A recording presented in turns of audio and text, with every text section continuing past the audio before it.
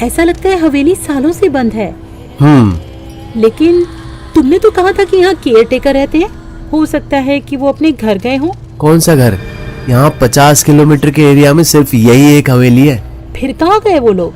पता नहीं यार, मैं भी तुम्हारे साथ ही हूँ। ये दरवाजा अपने आप कैसे बंद हो गया? लगता है हवा कुछ ज्यादा ही तेज चल रही है।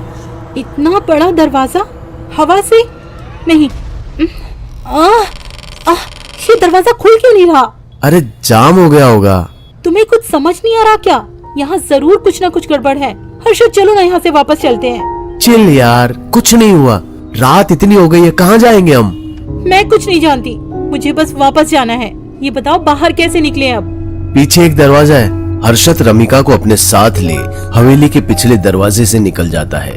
बाहर इतना सन्नाटा होता है कि एक पत्ते की सरसराहट भी सुनाई नहीं दे रही थी। वो दोनों अपनी गाड़ी में बैठते हैं। फिर हर्षद जैसे ही गाड़ी के मेन गेट की ओर बढ़ता है, वैसे ही तेज आंधी आती है और मेन गेट के दोनों तरफ लगे नारियल के पेड़ भर-भरा कर गिर जाते हैं। लगता है आज रात हमें यहीं रुकना होगा। हर्षद की बात पर रमिका कोई जवाब नहीं देती। उसकी नजरें गिरे हुए पेड़ की दूसरी तरफ दो सायों पर होती है। ऐसा लग रहा था मानो एक बुजुर्ग किसी बच्चे के साथ खड़ा हो। हर्षद रमिका को हिलाते हुए उसका ध्यान तोड़ता है। ध्यान टूटते ही रमिका अचानक से बोल पड़ती है, सही कह रहे हो तुम, आज रात तो हमें यहाँ रुक ही जाना चाहिए। इससे पहले कि हर्षद हाँ या ना में कुछ कहता, रमिका गाड़ी से उतर गई और हवेली के दरवाजे को आसानी से खोलते हुए अंदर घुस गई। हर्षद ये देखकर चौंक गया कि जो दरवाजा खुल भी नहीं रहा था वो रमिका के बस छूने भर से कैसे खुल गया।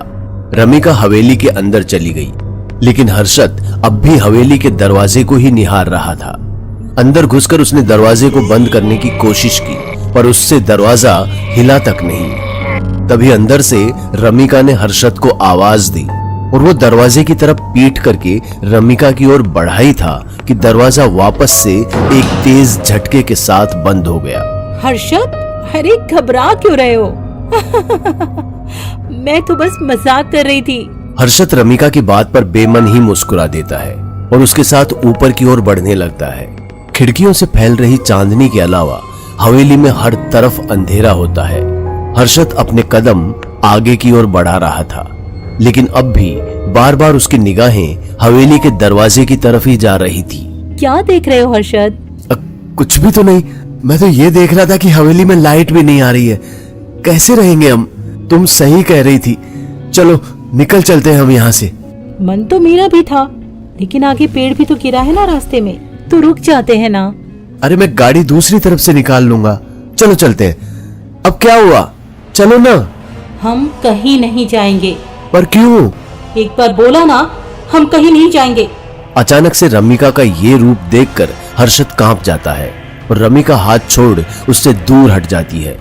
लेकिन अगले ही पल रमिका खुद को संभालते हुए कहती है, अरे मेरा मतलब है हर्षद, लाइट नहीं आ रही है तो एक बार चेक ही कर लेते हैं ना, क्या पता मेन स्विच गिरा हो। इतना कहते ही रमिका अंधेरे में चली जाती है और एक खट की आवाज होती है और बंद हवेली में लगी लाइटें जल उठती हैं। नहीं नहीं नहीं नहीं नहीं नहीं नहीं। हर्षद को चमगादड़ों से घिरा देख रमिका तुरंत खिड़की की तरफ भागती है और उसे खोल देती है।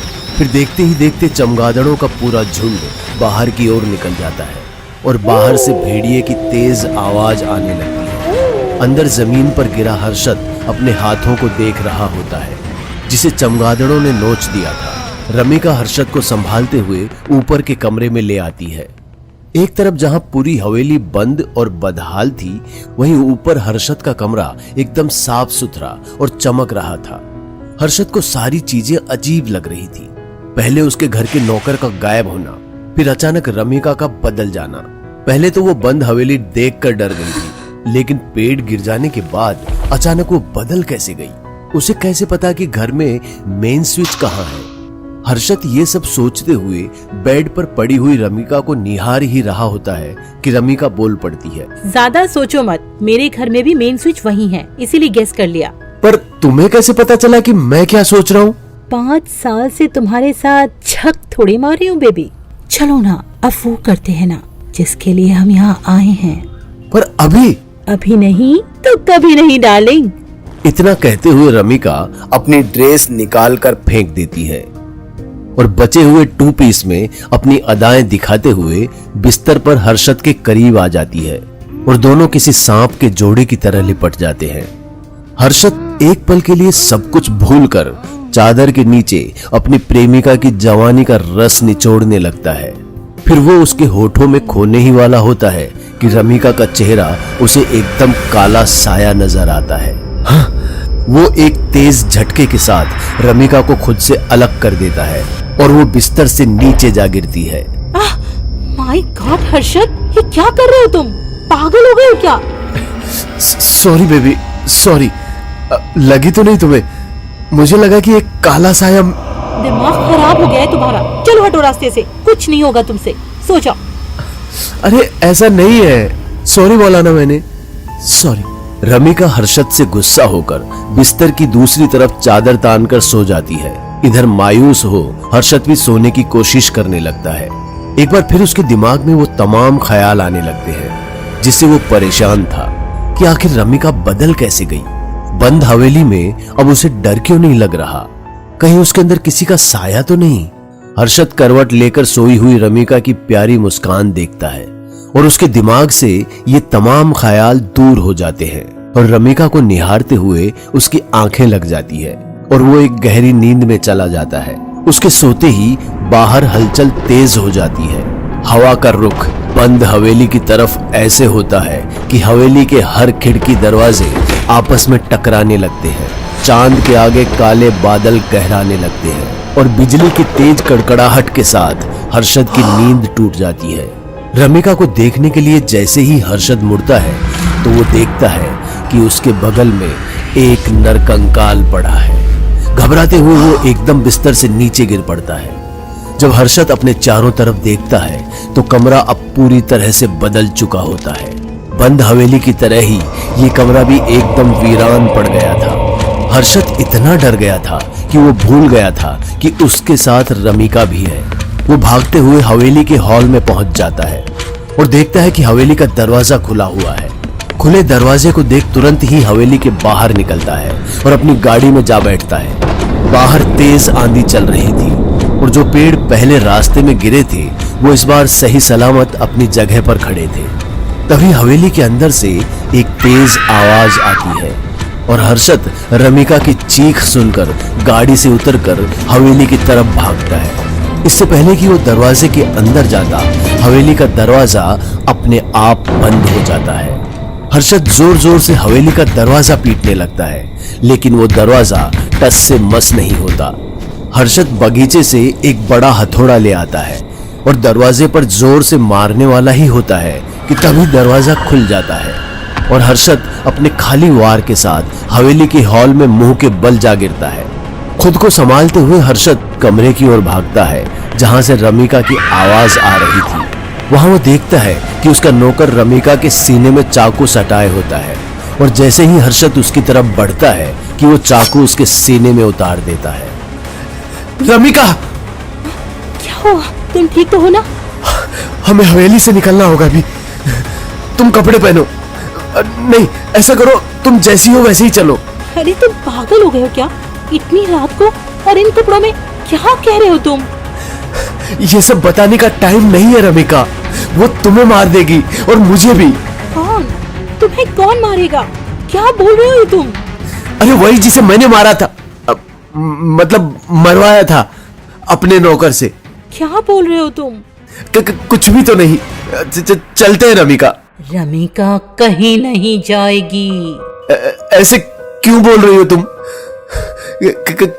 कहां जा रही हो तुम रमिका? रमिका के बदले हुए रूप से हर्षद की रूह कांप जाती है। वो भागते हुए नीचे जाता है लेकिन दरवाजा एक बार फिर से बंद हो चुका था। बंद हवेली में फंसा हर्षद हॉल में एक बड़ी अलमीरा के पीछे छिप जाता है और आंखें बंद करके कुछ कुछ बड़बड़ाने लगता है।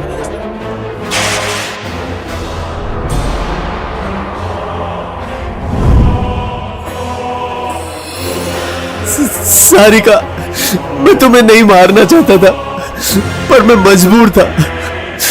मैं बेवकूफ था जो पापा की बातों में आ गया।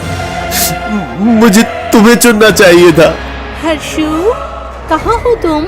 मुझे तो मरने के लिए छोड़ गए, रमिका को भी मरने दोगे क्या? हर्षद जानता था कि यह रमिका नहीं है, उसके अंदर छुपी सारिका है, इसलिए वो कुछ भी नहीं बोलता। इधर सीढ़ियों से उतरती हुई पायल की आवाज हर्षद की तरफ ऐसे बढ़ रही थी जैसे उसकी मौत उसके करीब आ रही हो। सारिका अलमीरा से चिपककर कान लगाकर हर्षद की तेज सांसों को सुनने लगती है। फिर अचानक से अलमीरा के पीछे झांकती है, लेकिन हर्षद वहां था ही नहीं। वो दूसरी ओर सोफे के पीछे जा छुपता है। शुरू से ही इस खेल में माहिर हो तुम, छुपने में, इसीलिए तुम्हारा छिपा हुआ चेहरा नहीं देख पाई मैं। मुझे लगता था तुम मुझे कभी नहीं छोड़ोगे। छोड़ा भी कहाँ, जान से ही मार दिया। मुझे पता है सोफे के पीछे हो और मैं सोफे पर बैठी हूँ। मुझे मजा आ रहा है तुम्हें यूं जान बचाते देखकर। इतना कहने के बाद सारिका अचानक से सोफे पर चढ़ दूसरी तरफ देखती है। उसके चेहरे पर शैतानी मुस्कान और आंखों में अपने लिए मौत देखकर हर्षद की हालत पस्त हो जाती है। वो डरकर ऐसे थरथराने लगता है कि भागने की कोशिश करते हुए भी वो कई बार गिर पड़ता है। उसे यूं बेबस देखकर सारिका को बहुत सुकून मिलता है, लेकिन उसकी आंखों में आंसू भी होते हैं। हर्षद किसी तरह गिरते पड़ते वापस से सीढ़ियों पर चढ़ने लगता है। बीच सीढ़ी पर ही उसे अपना नौकर मिल जाता है। उसे देख हर्षद का गुस्सा ऐसे फूटता है जैसे कि ये सब उसी की वजह से हो रहा हो। पागल हो क्या तुम? कहां मर गए थे? पागल तो था जो आपकी बात सुनी। और हाँ, मर तो मैं कब का गया। अचानक से चाकू उड़ते हुए आता है और नौकर के गले में धंस जाता है और वो शैतानी हंसी हंसने लगता है। और नीचे सारिका भी। इन दोनों के बीच अब हर्षद फंस चुका था। अपनी ये हालत देखकर उसे सारिका का वो आखिरी दिन याद आता है जब उसने सारिका से सारे रिश्ते तोड़ते हुए उसके सामने सिर्फ मरने का ऑप्शन छोड़ा था। हर्षद, कह दो कि ये मजाक है। नहीं, पापा नहीं चाहते कि मैं तुम्हारे साथ ये रिश्ता रखूं, और उन्हें डर है कि कल को तुम हमें बदनाम कर सकती हो। इससे उनके पॉलिटिकल इमेज को बहुत नुकसान होगा। अच्छा यही होगा कि तुम खुद ये जहर पी लो, क्योंकि मैं तुम्हें मार नहीं सकता। पागल हो गए हो तुम। मुझे भी नहीं रहना तुम्हारे जैसे नामर्द के साथ जो अपने पाप की तलवे चाटता हो। सारिका, मैं तुम्हें छोड़कर जा रही हूँ। इतना कहते हुए सारिका जैसे ही ऊपर की तरफ जाती है, वैसे ही हर्षद का नौकर उसका रास्ता रोक लेता है और उसे बालों से घसीटते हुए नीचे ले आता है और उसे अपने कमरे में ले जाता है। हर्षद भी वहां आ जाता है और उसके इशारे पर नौकर सारिका के सीने में चाकू उतार देता है। हर्षद उसके मरने का इंतजार नहीं करता और उसे हवेली में ही छोड़कर वहां से निकल जाता है। अंदर नौकर भी उसे जान से नहीं मारता, बल्कि हैवान की तरह उसे मरता हुआ देखता है। मजा आ रहा है मैडम, आपको तड़पता हुआ देखकर। क्या बोलती थी आप? हर्षद, देखो ना, ये नौकर मुझे गंदी नजरों से देख रहा है, हैं? हाँ, देखता था। तो क्या हुआ? तेरे हर्षद की तरह मरता हुआ छोड़कर तो नहीं गया ना? आज तो तुझे छूने को मन कर रहा है। जिस सीने में चाकू गड़ा है वहाँ कितना सुकून है। मैडम, आप कहो तो पास आकर देख लूं। नौकर सारिका के सीने पर हाथ फेर जैसे ही उसके करीब आता है, सारिका अपने सीने से चाकू निकालकर उसकी गर्दन में धंसा देती है और दोनों वहीं दम तोड़ देते हैं। ठीक उसी तरह नौकर अब हर्षद को भी उसी कमरे में ले जाता है और सारिका भी उसके पीछे पीछे चल देती है, लेकिन अंदर सिर्फ उसकी आत्मा जाती है। रमिका का शरीर बाहर ही रुक जाता है। रमिका के सामने अब एक कमरे के अंदर 2 लाश और उसकी आत्मा थी और तड़पता हुआ हर्षद, जिसे बचाने के लिए वो आगे बढ़ना चाहती है, लेकिन सारी चीजें जानने के बाद उसकी हिम्मत नहीं होती कि वो सारिका के रास्ते में आए। चली जाओ यहाँ से अभी। सारिका की आवाज सुनते ही रमिका सहम जाती है और उसके कमरे का दरवाजा बंद हो जाता है। हवेली का दरवाजा खुल जाता है। रमिका भागते हुए हवेली से निकल आती है और एक बार फिर से हवेली बंद हो जाती है और अंदर से चीखें इतनी तेज आने लगती है कि पूरी हवेली थर्रा उठती है और रमिका बिना पीछे देखे वहां से भाग निकलती है।